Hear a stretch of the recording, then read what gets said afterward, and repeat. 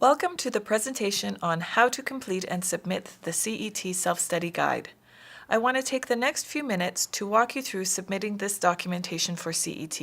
If you have a copy of the CET Self-Study Guide, it would be helpful as I will be referencing it throughout this presentation. In this presentation, I am speaking to the person or to the group of people who have been tasked with completing the Self-Study Guide. The CET Self-Study Guide is a tool that is used by service providers to help prepare for CET and to organize their material for the survey team. It has different parts to it, and it outlines the documentation that service providers will need to submit prior to the survey. As well, it provides a list of documentation that must be made available on-site for the surveyors to review. By submitting information prior to your survey, the surveyors can review the organizational framework or the paper compliance, so the policies, procedures, and forms, so that part of the survey prior to arriving, which allows them to arrive on site ready to have conversations and learn about your organization. A question that ACDS gets asked on a regular basis is, why does the self-study guide only start at standard 25? Where are the first 24 standards? The self-study guide starts at standard 25 because that is where the organizational framework section starts. Again, like I mentioned before, the paper compliance or the review of your policies and procedures and documentation.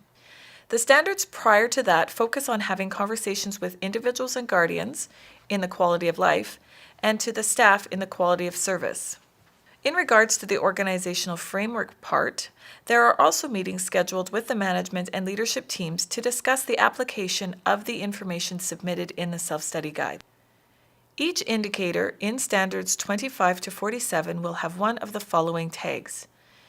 It will have either policy, on-site review, attachment, overview, or funding designate form. Each tag outlines what type of evidence that the survey team will be looking for. This can also be found on page 1 of the self-study guide, but I will be going through each tag in this presentation. When you see the policy tag, please write the policy and the page number in the space provided. When you submit the self-study guide, one of the documents that needs to go along with it is a copy of your policy and procedure manual. With this as a reference, surveyors can search for the policy and other related policies that maybe aren't mentioned in the self-study guide. The on-site review tag may ask for verification through a number of different ways: conversations, observations, documentation, or file reviews. Which one that you are to use is identified under each indicator. There is a box to check, and by checking off that box, you are agreeing that you will have something to discuss or look at when the surveyors get on site. There is no requirement for you to provide anything to the surveyors prior to the survey. When you see the attachment tag, there will be a brief description of what document needs to be attached to the self-study guide. There will also be a space for you to write down the title or the topic of the attachment document. Please include a blank attachment labeled with the corresponding tag and include it with the self-study guide materials you will be submitting prior to the survey. In terms of which tag to use, A refers to attachment, and then the example of 29.5, standard 29 indicator 5 is the attachment reference tag. By reviewing the blank forms or documents and their components prior to the survey, the surveyors can shift their focus on site to whether the documents are complete and have been signed, rather than taking time to verify that the forms meet the indicators. For the overview tag, you will need to write a short overview or summary of what you do in that requested or specific area. As with the attachment, there is a brief description followed by the overview tag that tells you what to write about or describe. If you have a written document that already describes this process, write the reference tag on it and submit it with the self-study guide. The same process of identification is for the overview tag numbers as previously with the attachments. For example, in O26.6, O refers to overview and 26.6 refers to standard 26 indicator 6.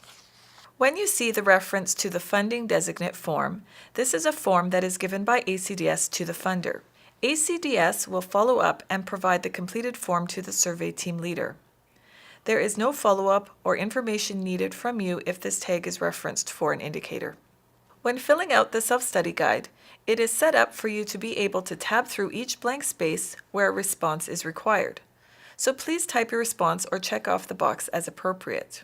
By taking time to complete the self-study guide this way, the surveyors will need less time to review the documentation submitted prior to the survey. It will also help surveyors need less time on site. So please, if possible, do not leave anything blank. If you are not sure, contact your accreditation coordinator, and if you feel that something does not apply, please make note of it on the self-study guide under that indicator. In the self-study guide, there is a reference to additional on-site documentation that is required. This is in addition to what you submitted in the self-study guide and should be available on-site at the time of the survey. This checklist is for your convenience and corresponds with the on-site documentation listed throughout the self-study guide. None of these items need to be submitted to ACDS prior to the survey. Review this list and check off what you will have available and make notes of what is not applicable. By checking off items in the self-study guide, the survey team knows that you will have all additional information ready for the time of the survey. In the self-study guide, there is a reference to attachments that are required to be submitted with the self-study guide. This checklist is also for your convenience and corresponds with the attachments, or those labeled A, listed throughout the self-study guide. These documents should be included with copies of any policy and procedure manuals. Review this list and check off what you have included in the package submitted to ACDS and make notes of what you feel is not applicable. By checking off these items, the survey team knows that you have included this information in the self-study guide. There is also a section that asks for additional information about your organization. This information helps build the personality or the context for the paperwork that the survey team is reviewing. As you answer the questions on this page, keep in mind that site surveys only review the last 3 years.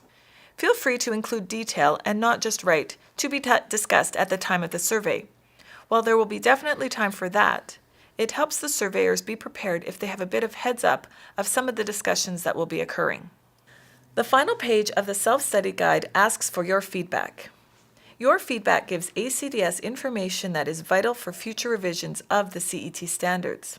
ACDS takes this feedback to a formal standards review committee, and they look at this when they revise the standards. This is done approximately every 3 years. When submitting your self-study guide and related documentation, it can be done in electronic or hard copy format. ACDS does prefer electronic format, which the format can be submitted on a memory stick or through a system such as Dropbox. Email is not a secure option. When completing the self-study guide, often surveyors are not familiar with the programs and services or some of the unique terms used. Please take a minute and review the self-study guide prior to submission to define anything unique, as this will help the surveyors. In addition, having a CET surveyor or someone whose role is more involved in accreditation or quality assurance would be the best choice for the person who is responsible for completing the self-study guide. As well, working on the self-study guide doesn't have to happen just right before your survey. Service providers can access the self-study guide at any time by contacting your accreditation coordinator. This is a list of the information that needs to be included with the self-study guide. As you can see, there is a number of different documents that need to be included. Also, each surveyor will need a copy of each of these items, regardless of whether you are submitting in hard copy or electronic format. In a letter that you will, or maybe already did receive from ACDS, it lists the information needed, states how many copies need to be submitted, and gives the deadlines for submitting this information. Once received, ACDS does a preliminary review and forwards it to the surveyors. At that time, the surveyors will review the self-study guide and all related materials, and then send you an email to request clarification on information that was submitted if needed. Thank you for watching this presentation. I hope you have gotten some good information about the self-study guide and why you should submit as much information prior to your survey as possible. If you have further questions, please do not hesitate to contact your accreditation coordinator. Thank you and good luck as you prepare for CET.